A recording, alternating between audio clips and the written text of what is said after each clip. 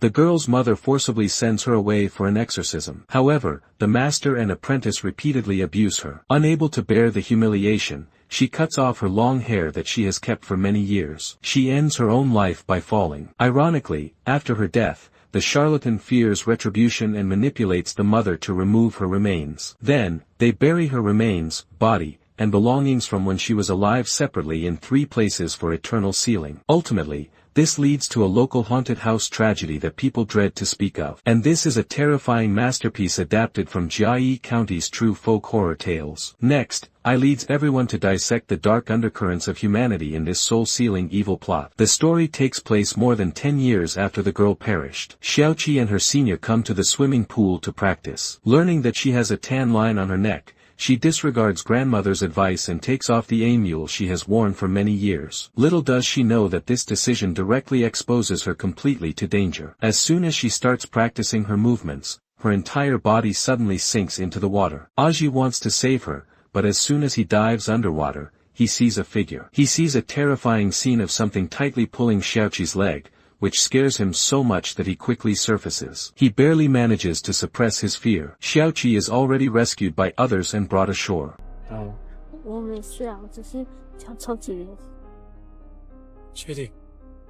Aji understands the seriousness of the situation, so he cautiously looks towards the pool. When he discovers that the figure is already gone, he can only go back to consult his uncle. Pay attention to the details in the following conversation. It not only hints at why Aji can see unclean things, but also lays the groundwork for the twist at the end. 阿伯，我惊你透早，因为心愿若是完成，自然就会离开啊。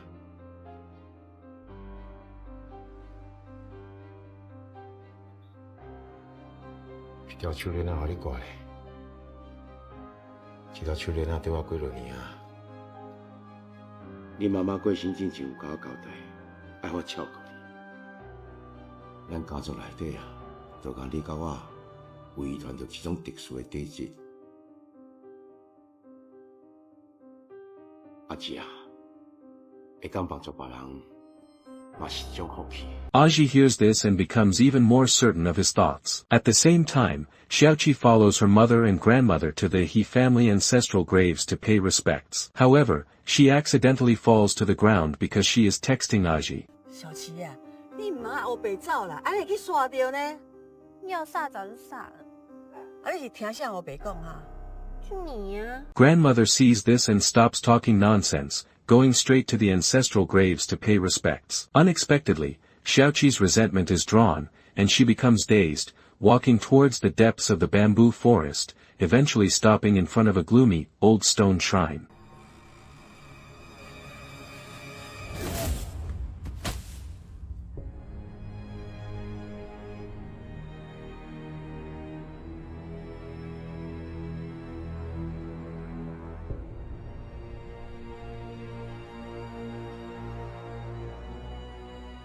Meanwhile, grandmother and her mother, unaware of this, are still anxiously searching everywhere. They are completely unaware that the calamity she suppressed for 3 generations has silently returned home. Xiaoqi's eyes are vacant, and she holds a knife like a puppet, stopping in front of the iron door on the 3rd floor. After she cuts through the chains on it, she goes directly to the room at the end of the corridor. She swings the knife even more frantically at the wooden board on the door, as if she harbors an irreconcilable hatred for it, until she completely smashes the wooden board. Only then does she enter the room. From under the bed, she takes out a ceramic jar covered with talismans. Then she lifts it above her head and violently smashes it to the ground. As the ceramic jar shatters loudly, the He family's seal, dormant for many years, is completely broken. At the same time, the mother and daughter, who could not be found for a long time, are sent back home. But as soon as the 2 leave, the police officers are so scared they return to their car.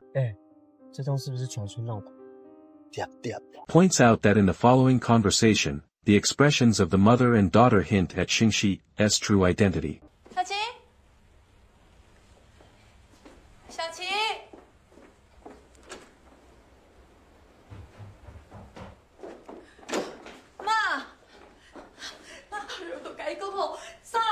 就免去，得害啊啦，害啊啦！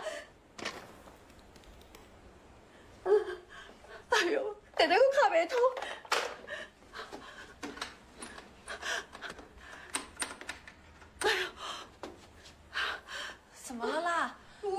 仔仔，你现在要出去？妈！ After her mother leaves, Xingxin goes straight to the second floor to search. As soon as she enters Xiaoqi's room, her gaze is drawn to the dress in the closet. The incredibly familiar style makes her unable to resist walking closer to examine it. But just then, a slender figure suddenly flashes past behind her. Xingxin thinks it is Xiaoqi and chases after her without thinking. She eventually arrives at that room on the third floor. But before she can figure out the situation, a sound comes from behind her again. Seeing that it is a fallen piece of glass, she immediately turns her head to look at the mirror. When she finds "servant, comb my hair" written on it, a strong sense of familiarity instantly wells up in her heart. But no matter how she thinks, she cannot remember where she has heard that sentence. And when she sees the hair brought up by the comb, her mind goes completely blank with fear. But before she can catch her breath, the dress she saw earlier appears out of thin air in front of her. Xingxin wants to escape. However, the room door suddenly closes by itself. Immediately, 2 drops of cold liquid fall onto her head. She carefully reaches out to touch it. When she discovers it is fresh blood, Xingxin is completely terrified. She sees that a wardrobe is covered by a white cloth, so she quickly opens the door and hides inside. But before she can catch her breath, a huge crashing sound comes from outside. Immediately, the wardrobe door is violently pulled open. Viewers should pay attention to the details in this scene, which once again emphasize Xingxin's condition. 你是小琪的学长。我是来找小琪的啊，听到尖叫声就跑上来。啊，你怎么会认识我？我是小琪的妈妈。你是小琪妈妈？小琪呢？小琪有跟你在一起吗？他下午有传简讯叫我去接他，但打给他都没有接。奇怪，他人会去哪里？阿姨，我觉得小琪可能有麻烦了。Aji reluctantly steps forward to investigate, but unexpectedly, Xiaoqi's voice comes from inside the mirror. What he did not expect even more is that other spaces are connected behind it. Aji, eager to save her, disregards the danger and goes in first. The scene before his eyes instantly makes his hair stand on end. He sees that the room's layout is almost identical to the previous one, but this one is even more dilapidated and eerie. Just then, a sound suddenly comes from outside. Xingxin sees Xiaoqi walking towards the well. She immediately feels something is wrong and rushed downstairs to stop her. But before she can finish speaking, Xiaoqi jumps directly into the well. Xingxin desperately rushes to the well's edge, but to her surprise, there is nothing below. As she feels confused, a pair of hands suddenly grabs her shoulders and pulls her down. Xingxin tries to resist, but it is completely useless. Even when Aji rushes up to help, they cannot escape the immense evil force. It was only when Aji reread the scriptures his uncle had taught him that he finally managed to pull her out of there. Listening to the venomous roar, Aji dares not delay for a second. He quickly pulls Xingxin and hides under the table. 刚刚那个应该不是小琪吧？哎，那个应该是鬼。鬼！我刚刚就想跟你讲，我看得到。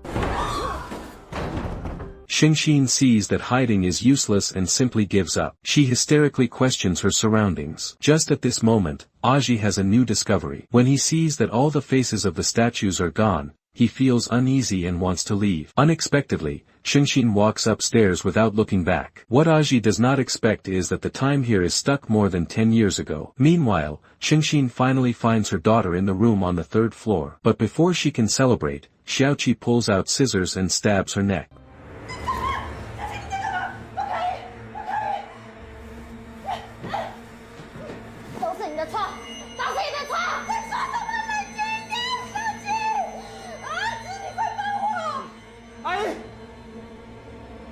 小琪。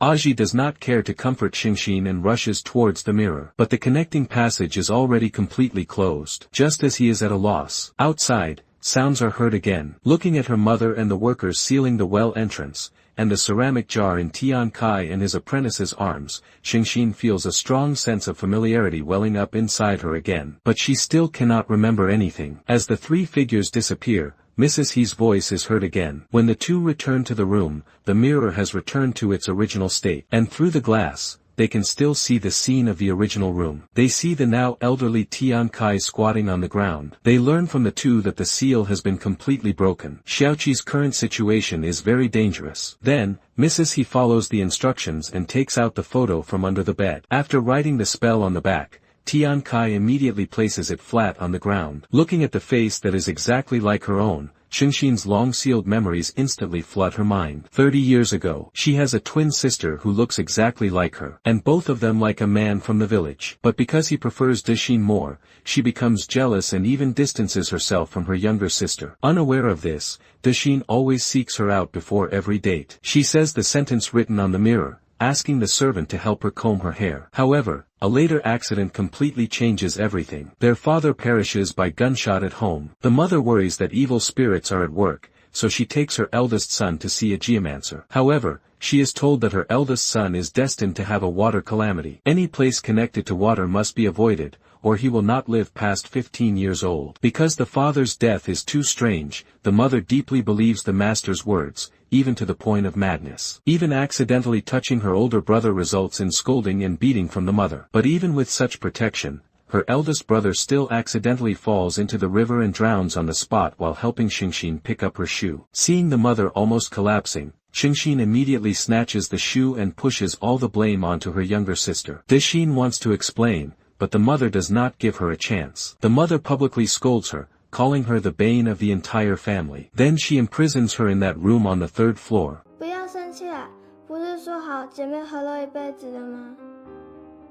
以后不管发生什么事，我都会陪你的。 However, this promise is soon completely washed away by time. Xingxin ultimately betrays her younger sister. She successfully monopolizes all of his love. Dexin, who is isolated for a long time, completely has a mental breakdown. Afterward, she even experiences hallucinations, screaming and smashing things frantically in her room. Her mother thinks it is evil spirits at work, so she calls Tian Kai and his apprentice to tie up Dexin and exorcise her. Xingxin, living across the way, shows no emotion. She directly holds the love child she has with the man, turns around, and walks back inside. But neither of them ever dreams that what awaits Dexin is not salvation at all, but repeated abuse by the master and apprentice. After she is sent back, she immediately cuts off her long hair, which she has kept for years, puts on her favorite dress, and by fell, ends her own life. And the love Xingxin gains through betrayal also completely shatters because of this. As for the mother,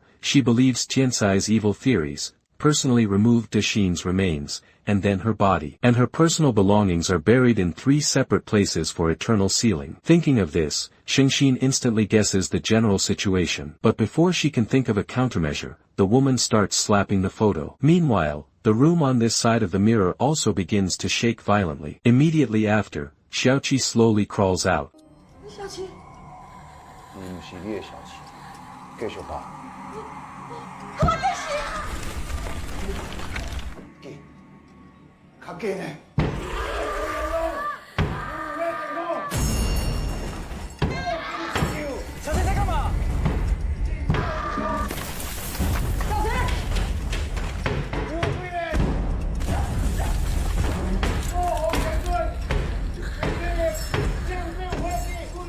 As Dexin leaves Xiaoqi's body, Aji finally breaks through the mirror and returns to this side. Meanwhile, as the room shatters, Xingxin falls into endless darkness. Aji doesn't bother to explain and directly carries Xiaoqi downstairs. After settling her down, he turns back to look for the 2 others. But before he can speak, he witnesses a terrifying scene. Seeing Dexin complete the possession again, Tian Kai knows he is no match. He wants to escape. However, due to his extreme panic, he steps into the void and falls down the stairs. He is eventually cornered by Dexin. This perfectly fulfills the old saying, sowing evil seeds reaps evil fruit. His sins he committed years ago through his twisted doctrines eventually transform into a sharp blade falls upon him. Hearing the approaching footsteps, Aji tries to lure her away. However, he is stopped after only a few steps. But Dexin does not kill him. Instead, she forces him with a knife to walk towards the well.